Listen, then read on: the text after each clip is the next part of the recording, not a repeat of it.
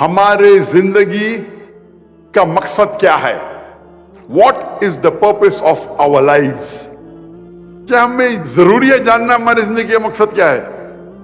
میں آپ کو چند مثال پیش کروں گا، پھر آپ یہ جان سکتے ہیں یا سمجھ سکتے ہیں کہ زندگی کا مقصد جاننا ضروری ہے کیا نہیں۔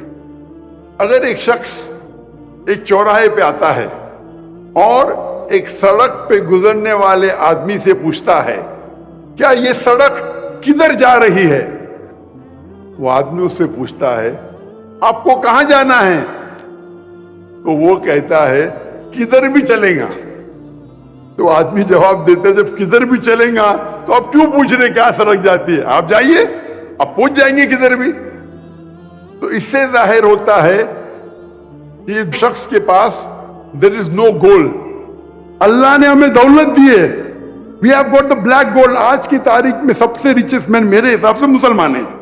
یہ بل گیٹس اور ایلون مسک ایک ایک حصے میں رکھیں گے، اتنے ریچ، اتنی دولت ہے ان کے پاس۔ یہ فورب لسٹ پہ مت جاؤ، لیکن دولت کی وجہ سے ہم اللہ سے دور ہو گئے۔ یہ دولت نے ہمیں اللہ سے دور کیا۔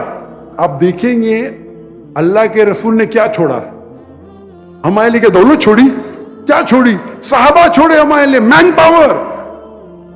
حضرت عمر رضی اللہ عنہ پوچھتے صحابہ سے آپ اللہ سے کیا دعا کریں گے، انہوں کمرے میں جگہ دی، آپ اللہ سے کیا دعا کریں گے تاکہ ہم دعوت کر سکے؟ ایک صحابہ اٹھ کے کہتے کہ میں اللہ سے کہوں گا یہ کمرہ پورا سونے سے بھر جائے تاکہ میں وہ سونے کو استعمال کروں گا دعوتی میدان میں۔ حضرت عمر فرماتے اس سے اچھا پوچھو۔